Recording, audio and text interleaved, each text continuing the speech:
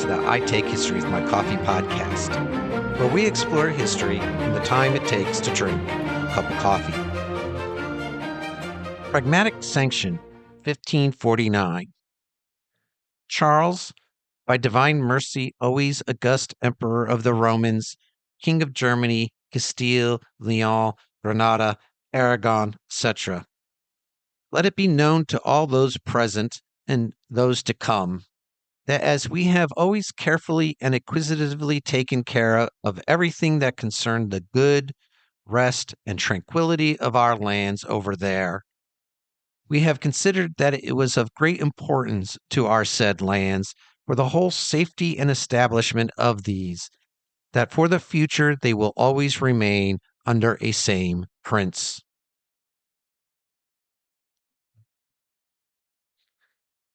Over the past 4 episodes, we've been exploring the cultural world of the Burgundian Netherlands.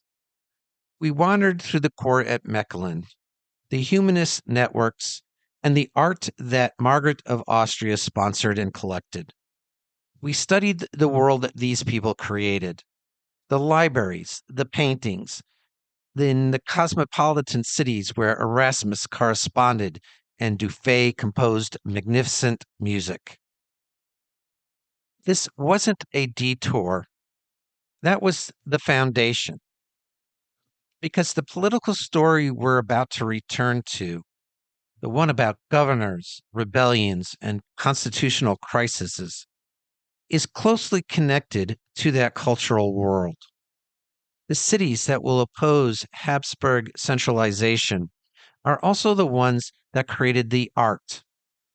The privileges that the guilds will fiercely defend are woven into the same civic fabric as the processions and feast days. The Netherlands Charles V aims to govern isn't just in an administrative area. It's a civilization with its own memory. We left the political story in December 1530 at Margaret of Austria's deathbed in Mechelen. We pick it up now, 2 months later, February 1531, with a very different woman riding northwest through a winter landscape toward a job she claimed she didn't want. A small court departs Krems on the Danube. Stripped down, most members left behind on Charles's orders. Among the few allowed to go is a Hungarian secretary named Miklos Olah, one of the last remnants of a nearly disbanded household. The woman at the center of this small procession is 34 years old. She is Mary of Hungary, Queen of Hungary, widow of the Battle of Mohacs, and for the past 4 years, a woman without a country, moving between Habsburg courts on unstable revenues, financially fragile, and largely without a clear purpose. She is traveling to Brussels to become regent of the Netherlands. She turns this obligation into a hunting expedition. This is the first thing you need to know about Mary.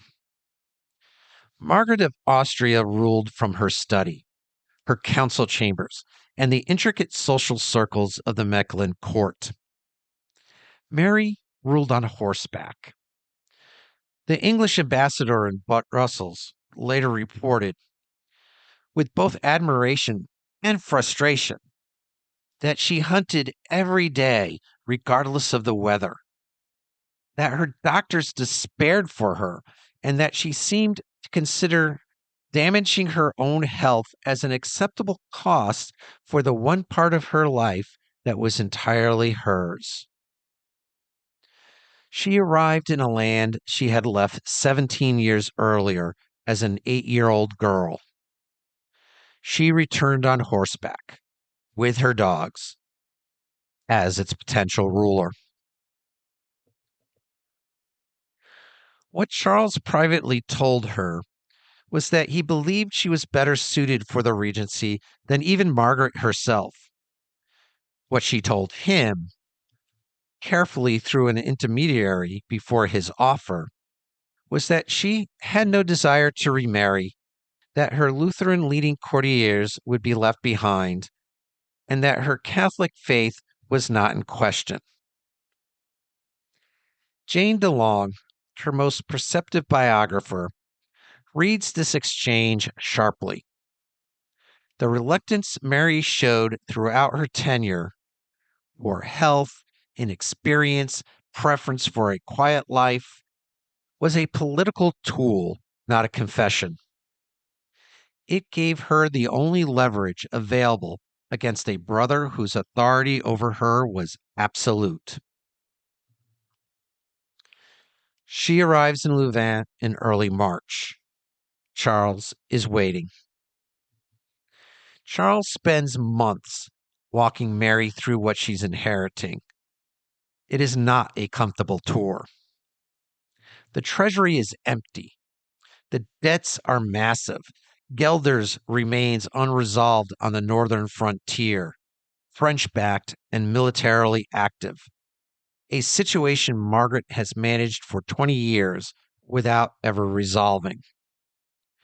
France is testing the southern border. Religious persecution is creating resentment across the provinces. The first Protestant martyr was burned in Brussels in 1523, and the repression has not stopped. The exiled Danish King Christian II is rampaging through Holland with mercenaries. Her own appointment is openly criticized from Rome to Paris. Too young, too inexperienced, and possibly Lutheran. On October 1st, 1531, Charles established three councils: the Council of State, the Privy Council, and the Council of Finance. On October 7th, Mary's authority is officially proclaimed before the Estates General. Charles had observed Margaret, later in life, sideline her own council, relying more on personal judgment and informal favorites. He wouldn't let that happen again. The three councils act as both a support system and an unseen leash. This is where two very different ways of interpreting Charles V come into view. Karl Brandy, writing as Charles's biographer, views the council structure as carefully planned imperial statecraft. The emperor designing a system suited to the territory's complexity and his sister's strengths and vulnerabilities. Wim Blockman's counters. Charles was operating within structural pressures he only partly controlled. The councils were as much a response to the Netherlands' own institutional reality, its entrenched provincial assemblies, its tradition of representation and consent, as they were deliberate designs. The line between wise statecraft and improvised management is thinner than biography tends to suggest. Either way, Charles starts the machine and then leaves. Charles is rarely present. The Italian Wars, the Schmalkaldic crisis unfolding in Germany, the Ottoman threat in the Mediterranean, and France at nearly every border. The Netherlands is one piece of a web he's constantly trying to hold together. The provinces are his financial engine. Mary is the keeper of that engine, and her governance will be judged mostly on how well she manages the crises he causes elsewhere. Guelders, in particular, had been a persistent problem since the 1490s. Strategically located along the major river systems of the Northeast, backed by France and militarily aggressive under the Egmont dynasty. In the 1510s and 1520s, Guelders raiders operated near the walls of Haarlem and Amsterdam. Margaret managed it. She never fully solved it. Charles of Egmont died in 1538 without an heir. His eventual successor was Duke Wilhelm of Cleves, who united Guelders with Cleves, Jülich, Berg, and Mark, forming a significant Protestant bloc wedged between the Netherlands and the Empire along the Lower Rhine. Wilhelm converted to Lutheranism in 1541 and allied with the Schmalkaldic League, France, and Denmark. Guelders was no longer just a border annoyance. It had become a key point of entry for the Reformation into the Low Countries. The strategic importance of the unresolved northeastern frontier suddenly seemed critical. Meanwhile, Holland was developing its own grievances. By 1536, the states of Holland formally reminded Mary that for 30 years their province had funded wars against Guelders, Friesland, and Utrecht, while also contributing to the defense of Flanders and Brabant against France. Charles's response was typical. He refused to incorporate Utrecht into Holland as a reward for their efforts, built a citadel at Utrecht, funded by Holland, to intimidate Utrecht's own guilds, and then moved on. Jonathan Israel describes this growing Hollander fiscal resentment as an early sign of the north-south fault lines that would eventually fracture the Netherlands after 1566. The Guelders crisis would be resolved, but not before one more explosion closer to home, one that cuts deeper into the political soul of the Netherlands than any border dispute ever could. The city was Ghent, and before we get to what Ghent did, we need to establish what Ghent was. It was the largest city in the Low Countries outside of Paris, but that's the least important fact about it. Ghent had a centuries-old tradition of armed resistance to centralized authority, and a track record to prove it that living memory could reach back and touch. We have already met Maximilian in the political narrative. It's worth remembering what Ghent did to him. In 1488, the citizens of Ghent and Bruges didn't just resist imperial authority. They imprisoned Maximilian himself, held the future Holy Roman Emperor captive for months, forced him to negotiate, and extracted concessions at knife point before releasing him. That was barely 40 years before the events of 1539. It was a living memory for the city's oldest alderman. And Maximilian wasn't even the first. In 1453, Philip the Good, Charles's great-great-grandfather, the duke who built the Burgundian state, crushed a Ghent revolt at the Battle of Gever and carried out an expiation ceremony almost identical in structure to the one Charles would stage in 1540. Ghent did not view its privileges as mere legal technicalities that a sovereign decree could alter. Instead, it saw them as a fundamental constitutional guarantee, as much articles of faith as articles of law. Geoffrey Parker's phrase deserves to be spoken out loud. In the Netherlands, quote, "Whoever touches the privileges cuts to the quick," end quote. Keep that in mind. Now, see what happens. The French War ended in 1539. Mary, encouraged by the peace, seizes this moment to press Ghent for its share of military funding, a debt the city had been refusing to pay. Her calculation? The armistice gives her breathing room. Her mistake? She acted without enough force and failed to consider the depth of Ghent's long-standing resentments. As long as an external threat required internal unity, Ghent's noncompliance could be tolerated. The peace removed that requirement, leaving nothing to soften the impact. As the dispute grew, populist suspicion hardened into a legend. A document called the Repurchase of Flanders, supposedly guaranteeing the city lasting exemption from unauthorized taxes. The document could not be found. Rumors spread that it had been stolen from the city's secret archives. A conspiracy theory took hold, specific and detailed, pointing at a particular alderman who had once lost an archive key and a deacon named Leven Pin, who had permitted a copy to be made. The artisan guilds captured Pin. They tortured him repeatedly, but he refused to confess. Despite that, they executed him by beheading in the public square.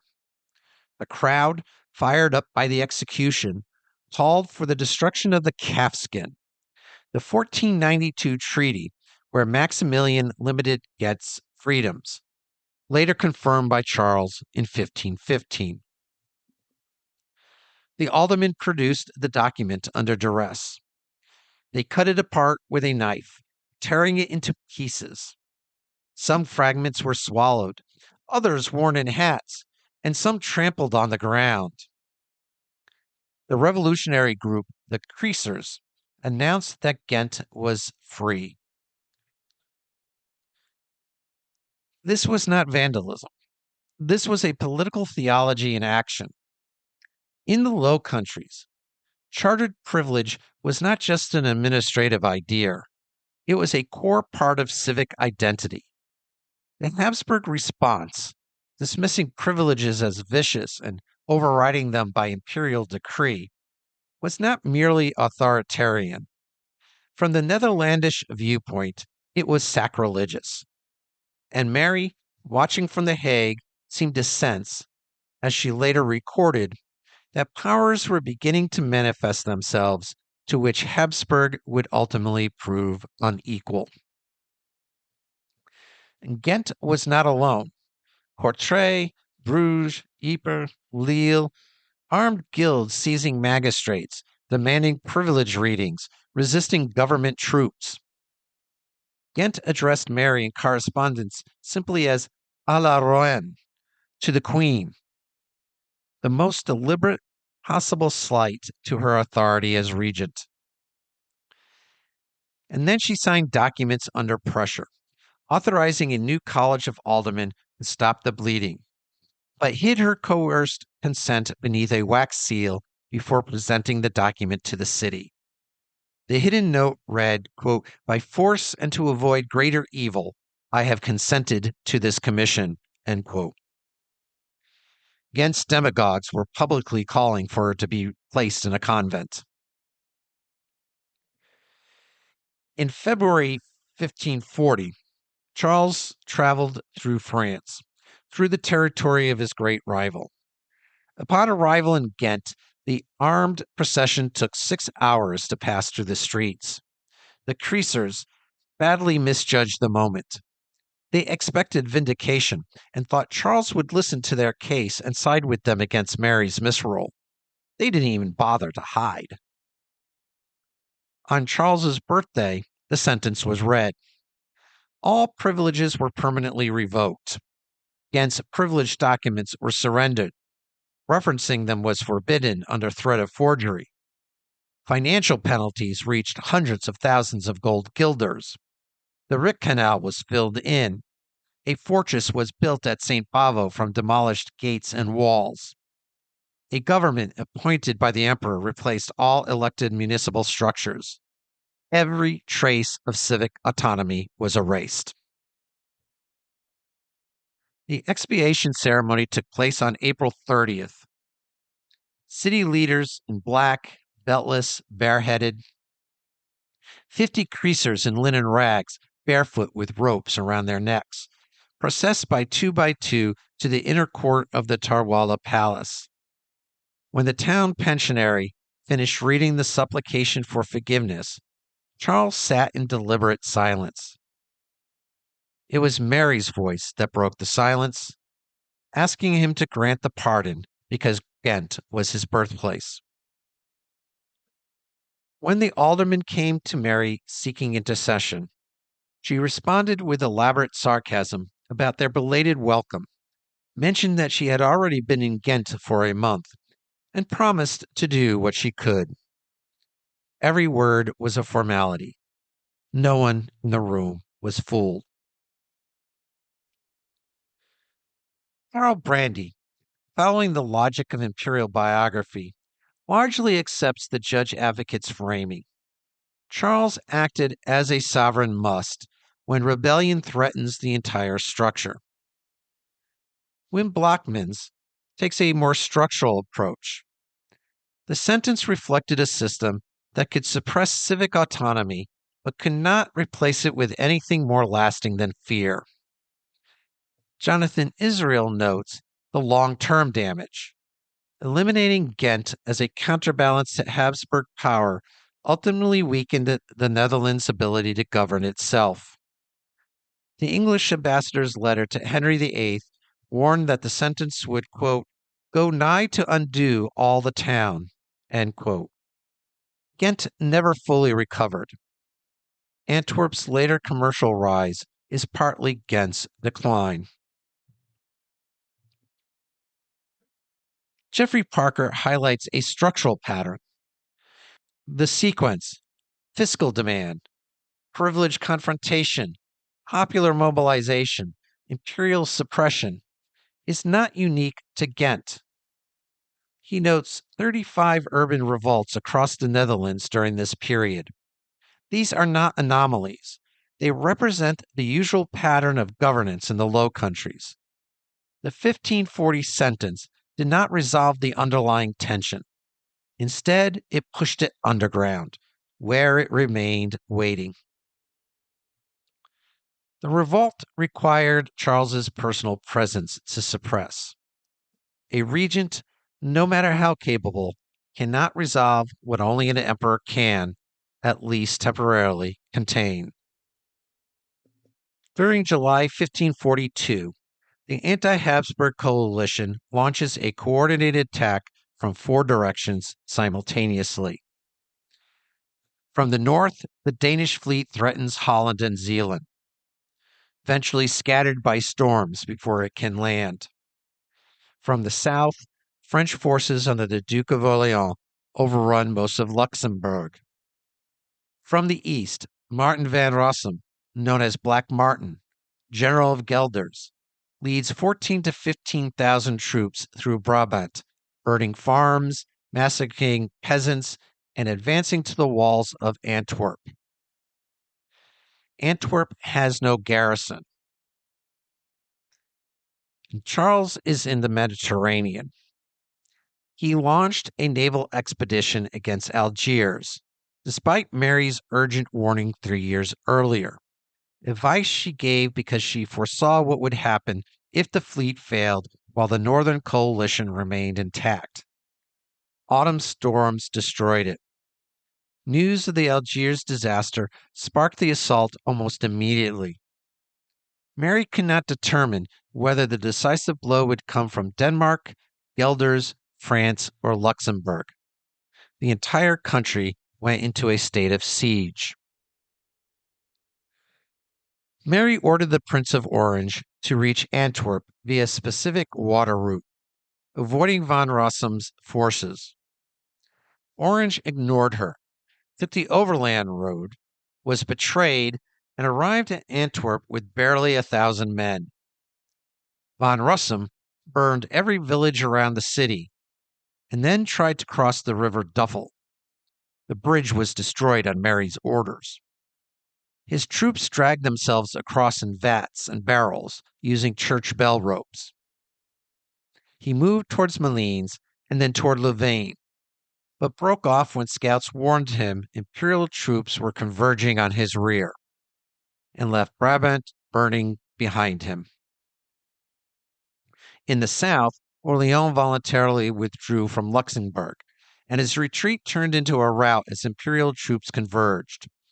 Mary moved to Namur, asserted her authority as deputy commander-in-chief, and ordered retaliation in Guelders, Jülich, and Cleves, with instructions to destroy, burn, and refuse all negotiations. The campaign clearly revealed the limitations of Regency governance. Mary acted with genuine competence and independence, but she could not replace the emperor's direct authority during a crisis of this magnitude. The coordination failures and disobeyed orders were not personal failures, they were systemic. Charles would return in 1543 with 40,000 troops from Spain, Italy, and Upper Germany. Turin fell on August 24th. Roermond surrendered within a week. Wilhelm of Cleves capitulated shortly after. Under the terms of the Treaty of Venlo, Guelders was ceded to Charles, the 17th province. Win Blockman's judgment is worth considering. The transaction of Augsburg and the Pragmatic Sanction that followed were, quote, post hoc rationalizations of a political geography achieved by force, not planned constitutional engineering, end quote. The 17th province was not added because it naturally belonged with the Netherlands. It was taken. The consolidation happened in two steps. First, in 1548, the transaction of Augsburg. Charles convinced the imperial diet to detach the northeastern provinces from the Westphalian circle and move them into the Burgundian circle, exempt from imperial law and free from the empire's military and tax duties. His dual role as emperor and as prince of the Low Countries made this jurisdictional transfer possible. No other ruler could have achieved it. Then, on November 4th, 1549, the Pragmatic Sanction was issued. It established unified succession rules for all 17 provinces perpetually. All 17 provincial assemblies swore to it. Charles's son, Philip, was recognized as the heir of the Netherlands, united and indivisible. That's what it seemed to be. Hear what it truly was. Charles still held different titles in each province: Duke of Brabant, Count of Flanders, and Lord of Friesland. The Pragmatic Sanction aimed to promote unity, but it still left the region largely confederal. Liège was entirely outside Habsburg control. Dozens of enclaves maintained connections to the Holy Roman Emperor. Groningen and Overijssel were barely governed from Brussels. The court continued to operate in French in an area where most people spoke Dutch. Jonathan Israel's verdict is clear. The unification was, quote, superficial, more apparent than real, end quote. And the tensions that would eventually tear it apart were already at work. The wars of the 1540s forced Charles to rely on the provincial states to raise funds. An emergency delegated tax power is hard to relinquish. The states managed larger flows of public money, building institutional strength they hadn't had before. At the same time, the long-standing campaign to suppress Protestant heresy forced dissidents into exile. Artisans, ministers, and merchants scattered throughout England, Germany, and Swiss cities. Unintentionally, this created an organized Calvinist diaspora, more connected and institutionally cohesive than anything that could have survived underground at home. After 1555, that diaspora started returning. And everywhere, the memory of Ghent persisted. Every city in the Netherlands had observed what happened when a city's privileges were not just reduced, but completely wiped out. Wim Blockmans concludes his account of the 17 provinces with a simple, quiet sentence. Quote, 30 years later, the revolt was to cause a definitive break between North and South. End quote. The unity the Pragmatic Sanction declared was real enough on paper to matter, and delicate enough in practice to break. Mary of Hungary had a phrase to describe how the regency felt. She used it at the start when she accepted the appointment, and again years later in a private memo to Charles. She called it the rope around her neck. That image stays with you because what she was describing wasn't just her own situation. It reflected the situations of the Netherlands itself, a territory caught in an imperial system not of its own creation, governed in the name of a ruler who was rarely there, asked to fund wars fought on other people's frontiers, and expected to accept all of this within a civic culture that had spent centuries insisting that authority required consent. Margaret of Austria managed that tension brilliantly for 23 years through accumulated knowledge and collaborative instinct. Mary handled it with discipline and courage. And by 1549, she had kept the Netherlands united through a coordinated military assault, a major urban rebellion, and the incorporation of a duchy that had resisted Habsburg control for half a century. That is a real achievement. The Pragmatic Sanction was signed. The provinces were, on paper, won. But listen to what the historians hear in the silence beneath the ceremony. Karl Brandy hears the culmination of a deliberate imperial project. Wim Blockmans hears something more provincial, a man managing pressures he couldn't fully control, whose authority was decisive when physically present and structurally limited when he wasn't. Jonathan Israel hears the revolt already approaching, not because of anything Philip II would later do, but because the Netherlands' role in the Habsburg system made escalating demands inevitable, no matter who sat on the throne. And Jeffrey Parker hears the material that will eventually catch fire, a privileged culture that stores grievance like tinder, a fiscal resentment that compounds year by year, a religious underground that is quieter than it looks. The Pragmatic Sanction of 1549 was not the end of the story. It was just the moment before the noose tightened.